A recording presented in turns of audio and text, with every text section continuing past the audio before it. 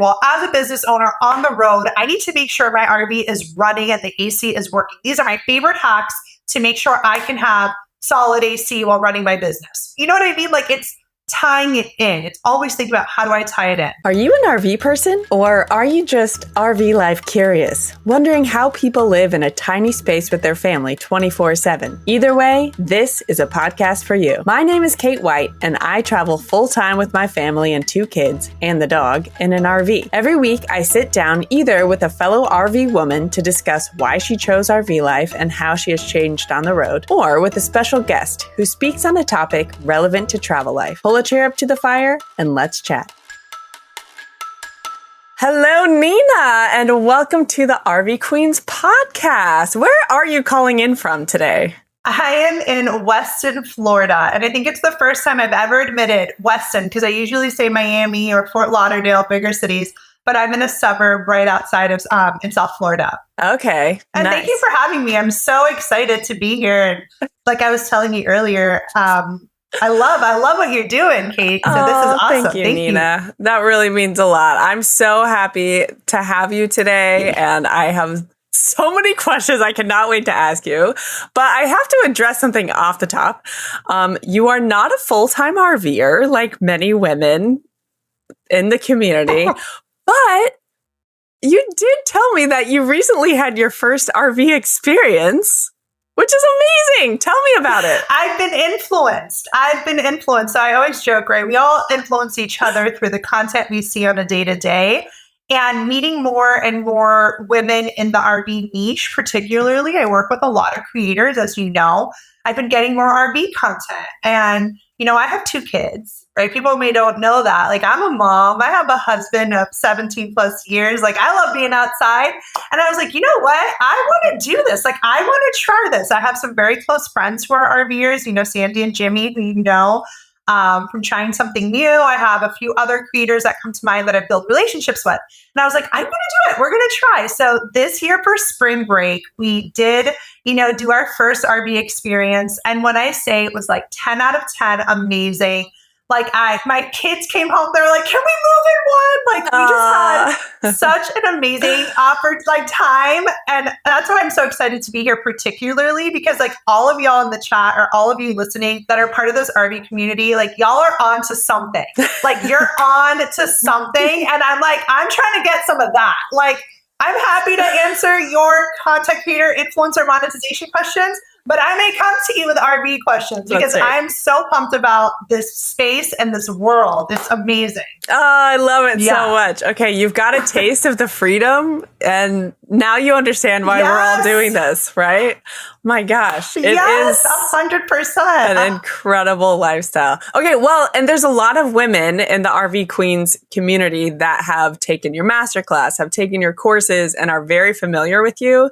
So you're among friends, right? You get what we're doing. We get what you're doing. Okay. Yes. Yes. I love that. Okay. So that's great. Before, though, we get into the influencer topic, I have to ask you a few things about yourself. Your background is freaking glamorous as hell. You have been running your own businesses for over a decade, first of all. High five on that. And before Sidewalker Daily, you worked in the fashion industry in New York City. Of course you did. Okay. Tell me what was going on with you and your corner of the world in early 2010s. Oh my God. I'm so happy social media didn't exist. There'd be too much evidence of the craziness. Actually, our college was one of the first colleges to have Facebook. So there is some remnants of things happening. But, early 2010 for Nina, I think I've always been an entrepreneur from before that, like that seed in me of wanting to build community, build products, execute on ideas. I've always had big dreams, big vision. And 2010 is probably a very similar time where I am now, just older. I was in grad school working in the fashion industry, but I was getting my MBA at the time at Fordham University. I remember I was the crazy girl in class with a red lip and a high bun, very Devil Wears Prada. Definitely not where I am now in life, but I was into styling. I was into the industry. And And I think when I reflect on that, I was just, styling and being in that space is really closely tied to personal image and personal branding, right? So when, I don't know, Pamela Anderson hires a stylist for a big event, what she's really saying is, hey, I need you to have me look a certain way to, as part of my personal brand. So I think it was all part of this personal branding exercise, which I've kind of carried into my career now, even though the fashion page and world feels like it feels like so long ago. But 2010 was kind of where I think I got my taste of starting my own business. I launched my own business, which was a failure and a total flop, and the biggest learning experience of it all, and where I learned all the mistakes. I'm like, I shouldn't have gone to grad school. I should have paid to start a business, because that's where you learn, right? And yeah, I don't know. That's kind of where I was then. What was it that made you and your co-founder dream up Sidewalker Daily and decide to deep dive into the influencer space? Yeah, so if we were to really talk about truly the beginning of Sidewalker Daily, we started off in just general social media management. So when we were thinking about like, okay, what can we do? She graduated law school. She was working at a law firm. I had consulting clients, had my first child in 2013. And I thought to myself, like, I want to be a part of people's stories. I love storytelling and brand building.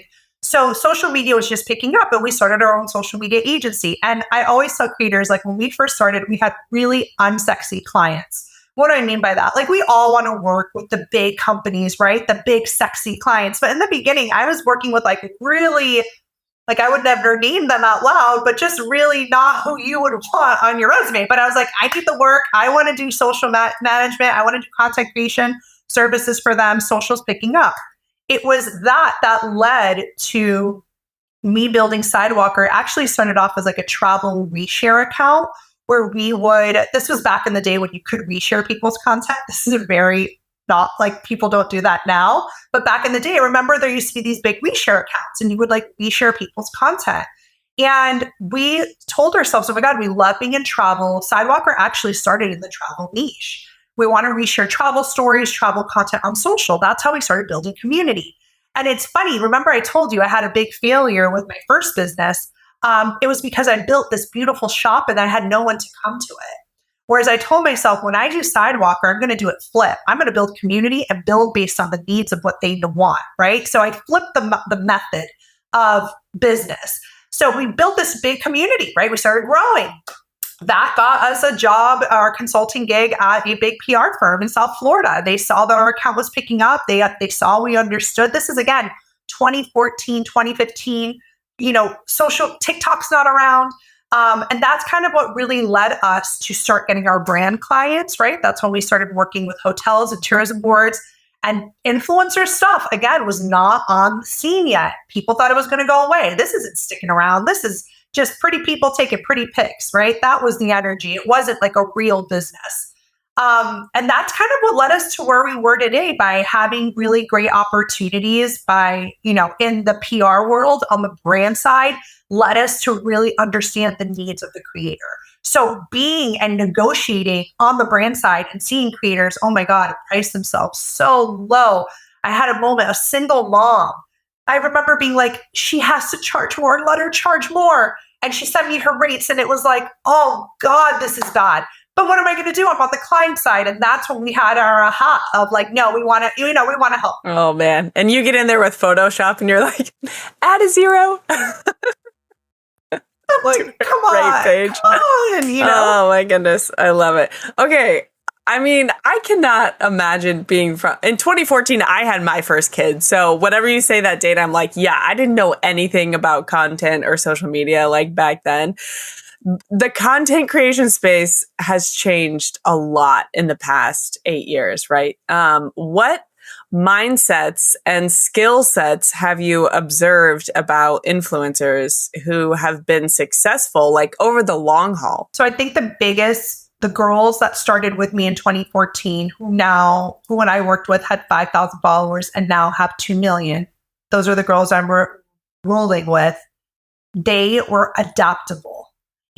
things happened, they jumped on it. There was no resistance to change. The ones who resisted change were always late. So what I mean by that is, a new platform hops on, they hopped on it. They moved with the trends of the page. When things started to get really perfect on Instagram, remember those perfect days where it had to be really looking a certain way? And then things started kind of getting out of that. They rolled with that. Like they didn't stay in the perfect day. That stuff is stale now. Like all those accounts that are like gorgeous, perfect, like no one wants that. So the people that were successful are still successful. They're ones that were adaptable to change, flexible, willing to try new things, fail publicly, and not take themselves too seriously in the sense that like, it's weird to try a new platform or try something, but it's going to be worse if you don't. So those are kind of some of the big patterns I've seen. Yeah, I love that. Okay, so for people that today are just starting out in content creation, for example, women who have decided to start traveling full time, such as in the RV niche, right? And they think it could be fun to get paid to create content. What's your number one advice today for those people? The people that are just getting started. Here's the thing. And I want to answer your question, but I want to preface something specifically RV. Okay. So people feel because they're in an RV, they have to talk about RV content. Like you're like, well, I have to talk about that. So there's a story. There's an RV creator who I know has been a part of my program that did RV content for a really long time. And she told me, you know what? I'm stuck. It's not hitting. It doesn't feel natural. But when her and her husband transitioned to like couples comedy and like really letting people in, their account exploded. And to me, that was such an eye opener that like you can travel in your RV and you can do RV content and you should share the stories. I was influenced. Hell, I'm about to probably buy an RV because of someone like y'all. But I'm saying you don't have to just have RV in that space. You can have a section in that space. Maybe you're really good at personal finance and that's how you've been able to afford this lifestyle. Maybe you have family humor. Maybe you're great at homeschooling. Maybe there's something, again, just to kind of remove the pressure of having to produce RV content just because you have an RV lifestyle. I just wanted to start with that. In terms of like being a content creator, like starting out new, when you're first starting, if you're trying to really pitch content to brands, the first thing that any brand wants to see is examples of your work. So if you're going to focus on anything, yes, there's growth. Yes, there's, all the tactics to grow and the hook and the this and the that. But what I really think about is, okay, let me flip it on you, Kate. If you were going to hire, a makeup artist, right? Let's just say you're going to hire a makeup artist. Are you going to hire a friend's cousin, sister who sometimes does it on the side and has some pics on her iPhone she can show you? Or are you going to hire someone that sends you like a website that has links of the before and after that maybe shows the work that they're able to do? So like, again, when you want to be paid as a profession, you have to also give that energy that this is a business for you. Like as a brand, I don't want to pay a hobbyist, even if you are a hobbyist. I want to pay someone who I feel is going to deliver the results that I need, right? Or the content that I'm looking for. So the most important thing is your portfolio. How can you monetize without a portfolio? How can you go to a brand and say, I want to shoot content for you if you have no examples of said content? Literally, you will not get a, hey, sure. So that's the first place. Focus on building a portfolio and let me remind everyone listening, social media is not your portfolio, right? Scrolling on TikTok is not your portfolio. Scrolling on Instagram is not your portfolio. Yes, those are examples of your work.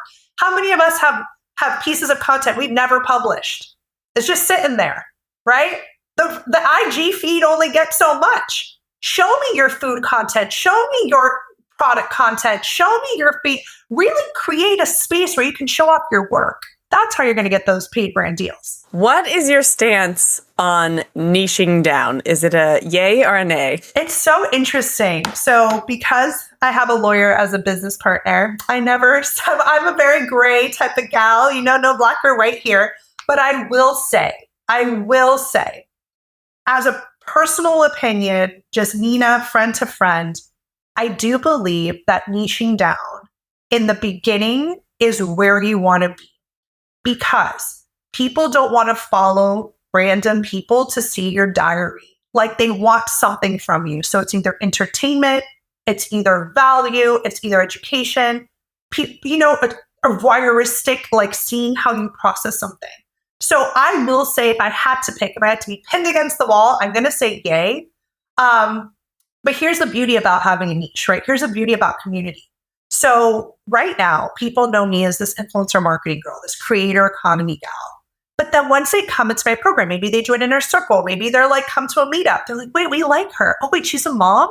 Oh, wait, she's going to do a book. Like, oh, wait, she's going to do this. Like, you can grow your audience and they will grow with you. And some people will not want to be with me because they're like, she's annoying or, we don't want that from her. But as you grow, you can, your audience will grow with you. They'll want to maneuver with you. But in the very beginning,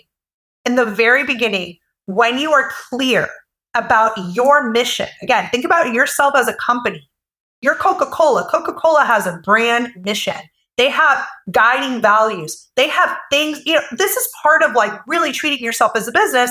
So yes, if you're very clear on your offer, on the impact you're trying to make, on the content you want to produce, and you're clear, you're going to grow people that are also want to be a part of that said stance. And as time rolls around, you can open up a little bit more and open up a little bit more. But I'm team niche. I am. What can I say? I love it. At least you have a side and you didn't just go gray on us. All right. With Sidewalker Daily, one thing that you help people do is, and I quote, create a solid framework for their creator business. What does that mean and why is it important? Oh, I love this question. It's a good one. So interestingly enough, when we built this company, having that, again, I did go get my MBA, went to go get my master's in business. One of the things I found as a lack in our community was a lack. I almost was like, I would love to make an MBA program for creatives where they can for entrepreneurs. You are a creator, but guess what? You're also an entrepreneur, right? You're building your own business, you're building your own brand, all the things. So when we talk about framework, right? Again, I try to really get creators to think bigger about themselves. And I really try to get creators to get it comfortable in their professional skin. So what do I mean by that? Really truly building out that framework to build a long-lasting business. All strong businesses are built on a strong foundation, right? So are you looking to is it a get rich quick? Are you trying to really build a brand that's going to be around in 5 years, 10 years, 15 years? What is the legacy that you want to meet? Now, I have creators who come in the door and they don't know.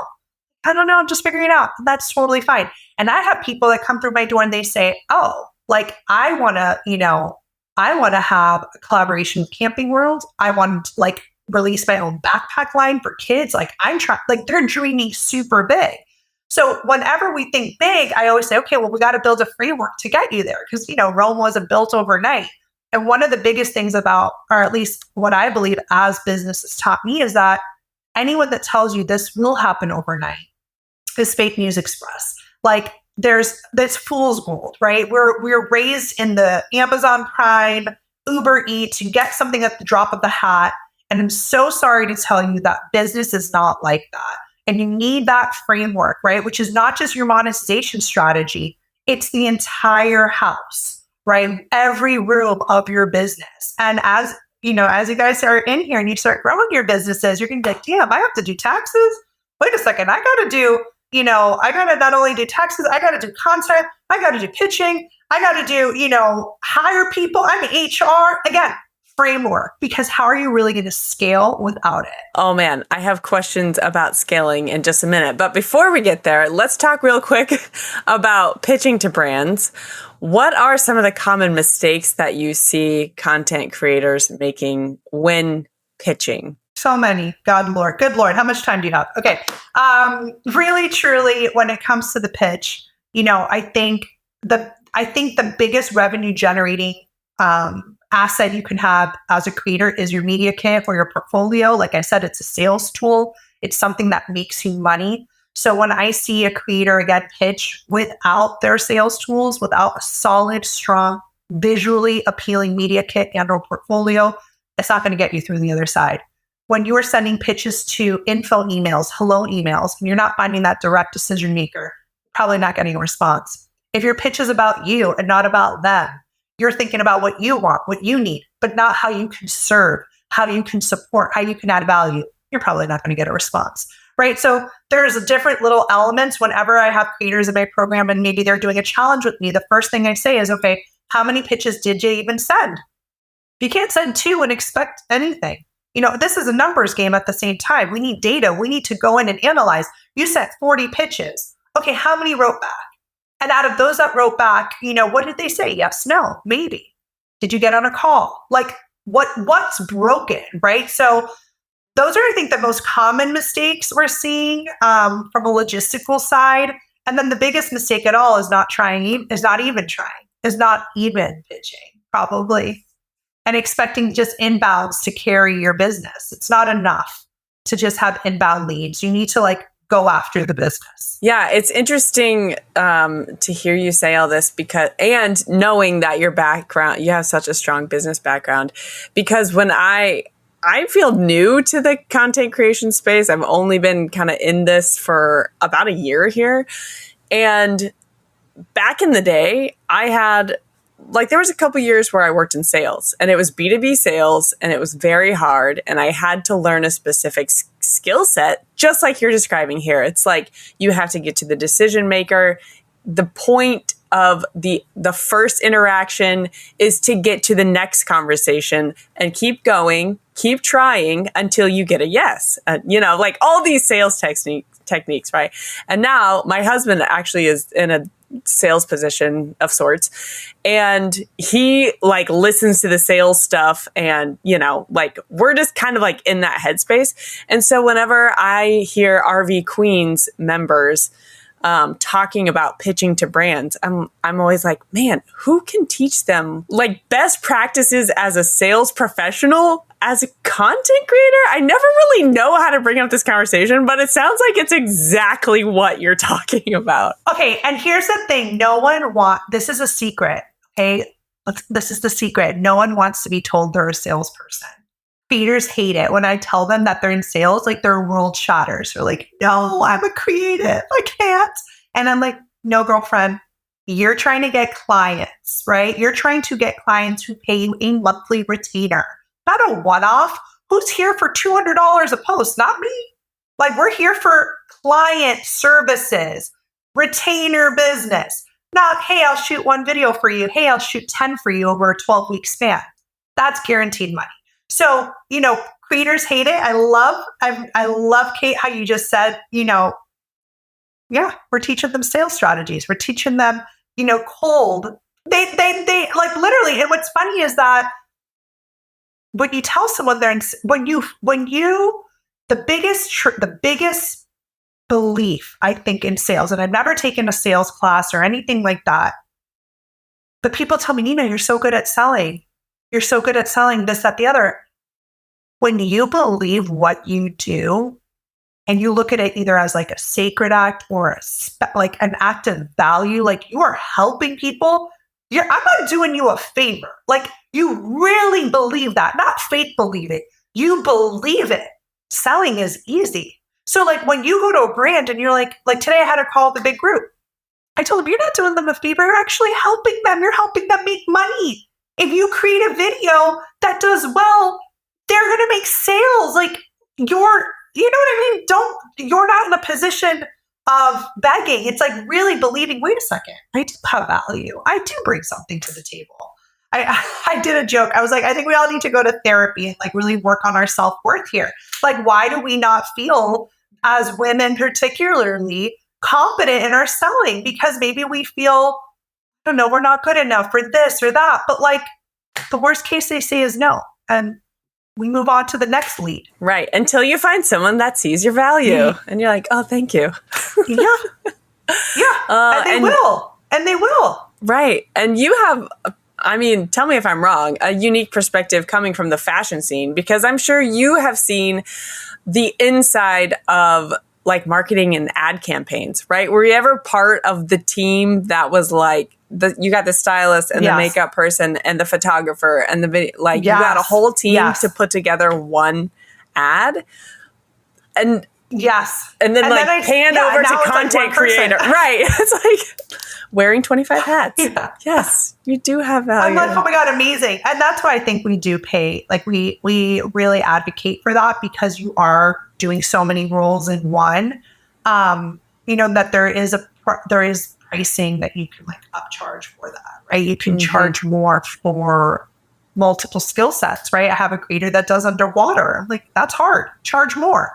I have a creator that does drone. That's hard. Charge more. Like, what are things in your Rolodex that you can charge more for based on a skill set, Hey friends, pardon the interruption. This is a sponsored episode and it's time for a short ad break. All right, friends, let's get real for a sec. Cleaning every part of your RV, including the nasty bits, is a big part of RV life. We use wastewater products for our camper from Unique Camping and Marine that are the best. They have a 2-in-1 toilet cleaner and black tank treatment called Flush It. That is freaking brilliant. Find these and many other useful RV products at uniquecampingmarine.com and use code RVQueens for 15% off your order.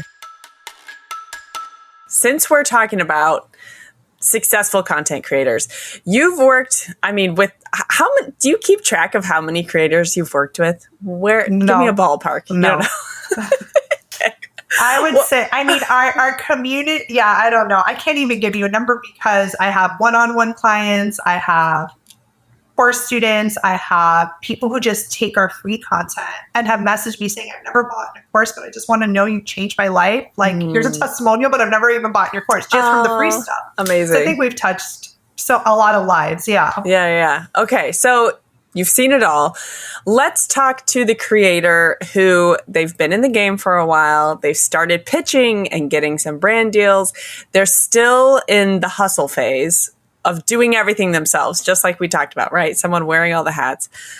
Will you paint a picture so that they can have a light at the end of the tunnel about what does the life of a creator look like who has a team in place behind the scenes, like supporting them? You know that meme, like Instagram versus reality, right? Like, I think when we tell anyone, hey, I have a team in place, like Instagram is like, oh my God, you're so lucky. It's amazing. Reality is like hard to manage people, humans, the expectations, letting go of control. So I just like always start by saying like not glamorizing scaling because there is a bunch of hardness that comes with that and lessons. I found out very quickly that I'm a really horrible manager.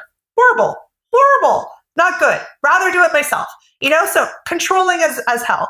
Love to just do, it's hard to let go of certain things. So I don't want to glamorize it, but I do want to say that when you scale your business and do have a team in place, the way I like to think about it is hire people that are revenue generating roles. So what do I mean by that? It's actually advice my dad gave me ages ago. The advice is, if you're going to hire someone, can you measure the money they bring back to the company? Not you, the company. Treat it as a company. The company pays Kate. The company pays Nina. Just because I sell this for my course does not mean Nina makes this from her course, correct? So when you start to treat it as a company, you can see those revenue generating roles. So what is something that you could put money into that you would be able to measure that result? So for example, if you were to hire someone to help you pitch, right? They're going to do the research. They're going to look up the emails. You're going to teach them. You can probably within 3 months see if the $2,000 you pay a month for someone, I don't know, you pay them $30 an hour, whatever you want to pay, 20, whatever the rates are in your state, for someone to do some work for you. Does that $2,000 a month investment bring you $6,000? If it does, that's a great investment. If it brings you $2,000, that's not good. You're just breaking even. And if it's not bringing you any, we may have to let this person go. It's not a good area to fuel. So when you start just thinking about scaling, think about, okay, what type of help do I need? Now, someone may say, Nina, I love pitching. I'm good at it. No one can speak to my business as much as I can. I know the ins and outs, but my captions and my editing, it drags me down. Content is a nightmare. Okay, hire someone on that, because then you will be able to revenue generate. But whoever we're hiring either needs to free up your time to bring the company money or needs to bring the company money. Does that make sense? So like, especially from a scaling start, when you're starting with that first hire, people are like, oh, I need someone to write my newsletter. I'm like, sis, is your newsletter making you money? Like, is that the right person right now to bring on? Like, like let's be real here. Who is this human? And are they freeing up your time so that you can go after the big fish?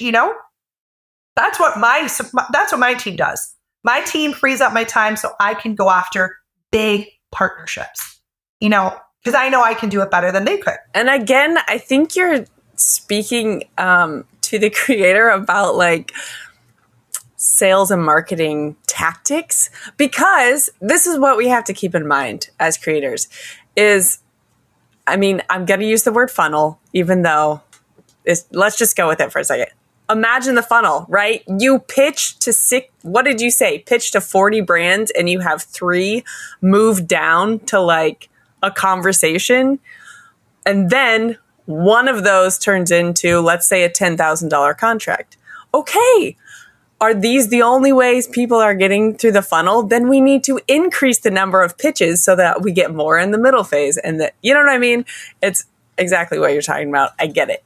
Or if you have like a consumer facing line of revenue, so let's say you have your B2B brand over here, pitches going on, etc. Then you have a consumer facing line of revenue.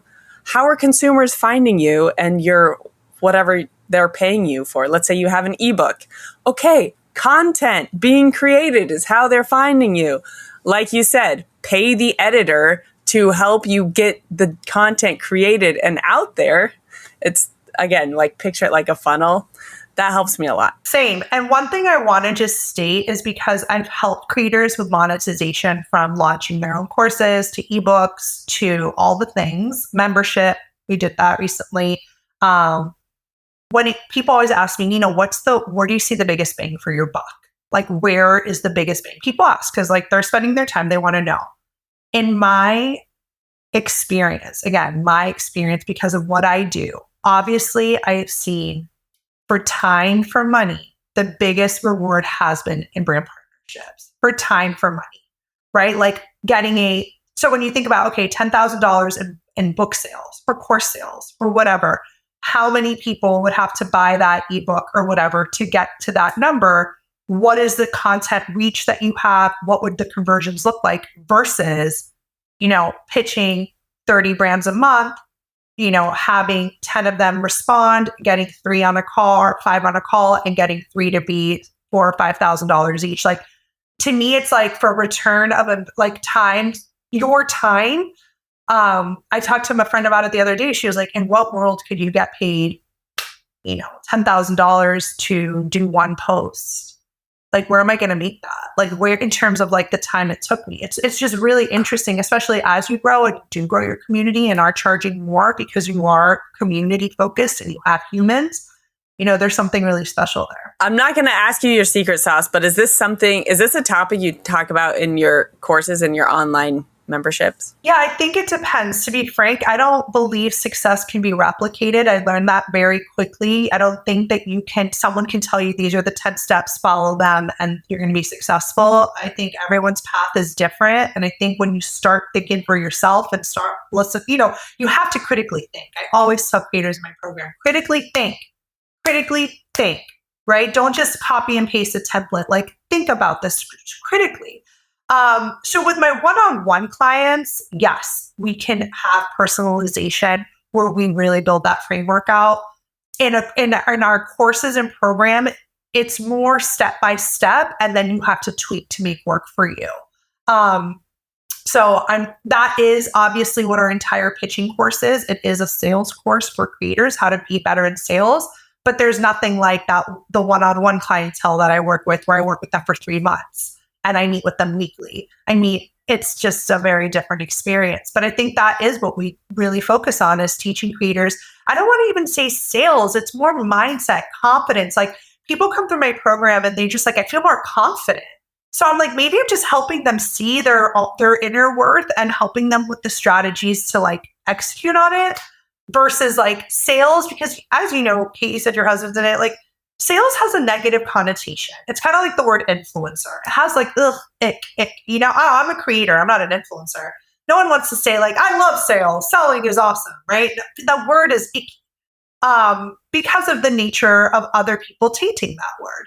But like I said earlier, when you really believe what you do is valuable and impactful, you have no problem selling and be comfortable with that term. All right. Well, that actually is a great segue into kind of my last couple of questions for you here. What are the different ways that creators can work with you? I know you offer a lot. Give us kind of a rundown of what the options are. The various options are, we go from as little to, hey, I need 30 minutes of your brain, right? Can I get a 30-minute little session, right? Like a little 30-minute consultation, to 3-month coaching packages, right? Where we dive into your business. We have an entire design studio where we design those professional proposals, media kits, portfolios. To me, that's a really solid investment because your media kit will make its money back. It is a higher price, it's a premium product that we do. But again, it's a sales tool. The goal is if you use it enough, it's going to pay itself off. Like you will get that paid. It will pay itself off. And then creators can work with us. Obviously, our program, our coaching, we have a course, our Pitching Your Brand's Master course, which I think a lot of you said your students, your community members may be a part of. Once you enter the Pitching Your Brand's Master course, you are invited to our membership community. So I also have a membership community, but you can't get in without the program because we just don't want random people on the internet. Like you have to have gone through a methodology. You have to have gone through the steps to kind of be able to enter our membership. And those are really the main ways. I love it. Okay. Tell listeners, where can they connect with you online and sign up to work with you? Yeah. So on our website, if you just visit www.sidewalkerdaily.com, if you go under courses, you'll be able to see our Pitching Your Brand's Master course. We host free trainings all the time. So if you're not ready to commit, but you want to come to a training, see my teaching style, see how I present material, you can come to those free trainings. Kate, I'll make sure you have a link that you can share for the trainings. We also have a crazy ton of videos on YouTube. So you guys can watch over there. Just look up Sidewalker Daily on all places social and you'll see the content that we provide to the world. All right. I love it. And yeah, of course, we'll link all of those in the show notes. Yes. Thank you so much for being on the show today, Nina. Yes. I love the energy you bring to the table. I love your unique perspective. It was so fun. All right. Wait, thank you so much. Should we take a picture? Hold on. Wait, yes. Don't go. I want us to take a little pic. Can we? I don't even know how to do that like online, but I want to post this. This was amazing. I mean, just taking a picture of your screen. Yeah, we'll do it. 1, 2, 3. Thank you, Kate. Thank you, Nina. All right, friends, let's start up the Q&A portion. We've got 20 juicy minutes with Nina. I'm going to start scrolling through the chat. And if someone sees like a raise your hand thing on your screen, you can try to do that. Again, I'm not sure if they still have that. Otherwise, just keep the questions rolling in the chat. Okay, the first one I see come up is from Kelly. At what point is your niche too small? As long as there's people that like want this and there's proof of concept, there's always going to be people like looking for it. So I'll give you an example. If you go to Facebook and you search on Facebook, like people and like orchid lovers, like Facebook is the best place to see really niche topics. Like there's a group for like ADHD moms, ADHD Christian moms, ADHD Christian moms in Florida. I mean, like it is so like really, really like, I think you could get really narrow and Facebook shows us that. Yeah, very specific. I think as long as you can have a steady content stream where you can produce daily, right? That there are brands that would want to be part of this message, I don't see a world where it would hurt you.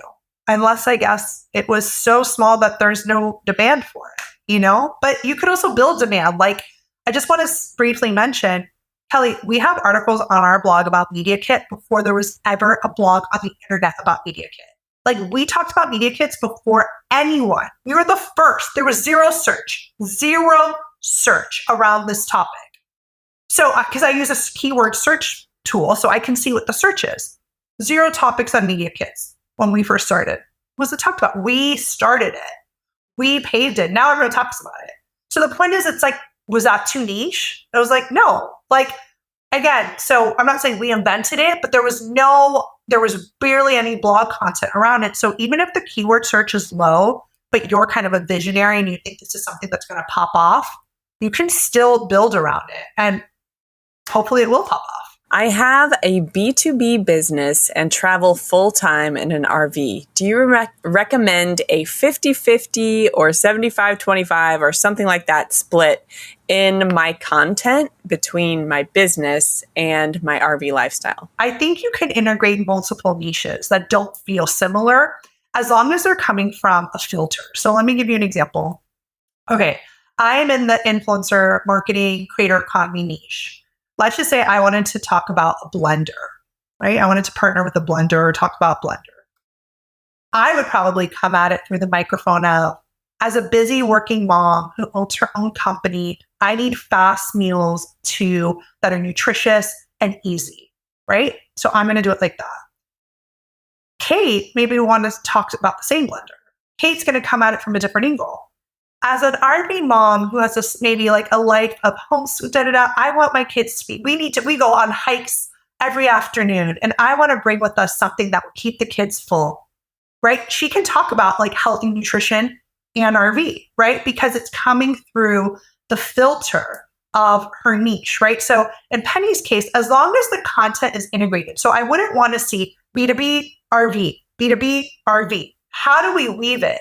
So that when we talk about B2B, we're like, hey guys, good morning. I woke up here in my beautiful RV. I'm getting to work. I just got an email. Boom. It integrates. Or if she wants, finding that integration so it doesn't feel so isolated. I hope that answers the question versus like creating like, okay, I'm posting 5 days a week. 3 are RV, 2 are business. Like then it feels not aligned versus if it's like talking about Penny's story, weaving it through, whether some are more business focused, some are more RV focused. Let's just say she wanted to do an RV post where it's like RV hacks.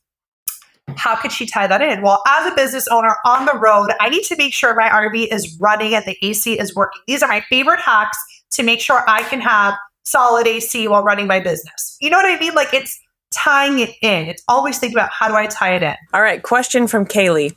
A lot of brands lately have been pushing ambassador or affiliate programs and not wanting to pay for content. What are your thoughts? We just want to get those brands and, tell them who's boss. No, Kaylee, this is actually a very common practice because it's a lot easier, right? To just be like, hey, here's a link, here's an affiliate, here's a this. Okay, so obviously I'm team get paid, right? I'm team, thank you so much for sending this over. Like, it looks great. I'd actually love to jump on a quick call because I have tons of ideas that I'd love to share with you guys. Like, almost not even addressing that, just being like, I have some ideas I'd love to address with you guys. Get them on the call, learn about their goals. What are they working on? Get them excited, show up with an idea. Then at the end, maybe we can just be like, oh, by the way, okay, I'll send you a proposal. Sounds great. You're like, wait, what? I thought you were going to do an affiliate. So sometimes there's that strategy of just like not even touching it and just going for it. Some creators say, okay, well, sometimes I will do an affiliate. I'll test it. Then I'll pitch, hey, by the way, this link got over 300 clicks in the last month. I'd love to get on a call and talk about ways we can talk further. So using the affiliate data to help you in your pitching, there's value in that. I had a creator show me her affiliate data. I was blown away. I'm like, oh my God, we need to pitch that brand. It's crazy. So it's not that it's a no. We're always going to want to try to pivot those conversations, but the only way you can pivot is by providing value. So what can you really bring to the table for said company that would make them excited about working with you? Let's go back to the content creator that's just starting out. And the landscape today is way different than it was even a few years ago, right? And it's kind of overwhelming. Totally. Like, do you post on every platform? Do you pick one? All the different gurus all over the place are telling you different things. what platforms do you recommend? Is it a multiple platform situation or is it focusing on one? Tell me where you're at. Everything comes down to capacity. What are you capable of from a time perspective? I would be lying if I didn't start with YouTube, because I think that, and I know that's probably not what everyone wants to hear. I think everyone wants to hear Instagram, and we're going to get to Instagram. But the reason I just feel passionate about YouTube is because long form content is so authoritative. It's so authority building. It's so search based. And I still have videos from 3 years ago that I monetize from. So Instagram is like quicker, right? Like you don't find content as fast. It's just a different human. With that said, I always tell creators to kind of pick two, because of any case, if there's ever any, just as like a contingency. Obviously Instagram is, I always call like the sexiest platform, because there's something about Instagram. It's US based, right? TikTok feels sometimes a little scarier for some creators because they're like, well, what to get shut down? There's always stuff in the news about TikTok getting shut down. Is it a risky investment? You have creators say, no, it's not going to get shut down. You have others that say, yes, it is. And that's why I always tell creators, no matter what, your email list is so valuable. People don't want to hear that either. They don't want to build an email list. They want followers. But again, when you start to really think about building a business, not just a social page, but a business, that email list is valuable. So I would say, I wouldn't say just one. I would say one short form. If you had to pick a short form, then repurpose them. You could create Instagrams that you post on multiple if you have the capacity to do so. And also ultimately, like, what type of video are you looking to make? Like, I don't know, long form video is an art in itself. So I can't pick between YouTube and Instagram. I think from a brand deals perspective, there's money in both. I've seen it in both. All right. Leah asks, what advice do you have for creators who think they can only get trade partnerships because they want to build their portfolio? When should they stop asking for trade and start asking for paid? Or do you think they should get paid for their services from the start? Okay. So here's the thing. I think you should get paid from the start, but you can settle on trade, right? So we always start by asking to get paid for our time. Why? Because you're literally creating content for someone. It's not follower based. It's literally like your time. So yeah, I always start by saying, yes, let's start by getting paid. Now, here's the thing. People do trade partnerships. If you are in a category, so let's just say you worked with a fashion brand on trade, I would not continue to work with multiple fashion brands. Like, once you get like a category, you're wanting to use that free example as a case study to pitch another fashion brand, right? So I would say, as long as once you get one category, like, trying not to do multiple in the same category, because that's the whole point of doing it for free, is to get that content.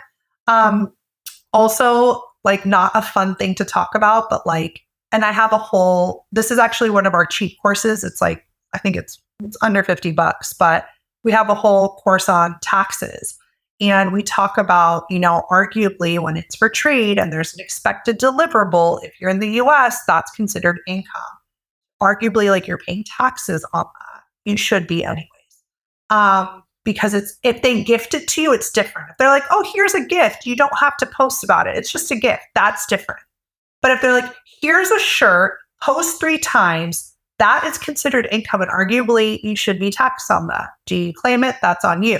But those are the rules. So obviously, from a trade standpoint, I don't like to start there because it's not safe.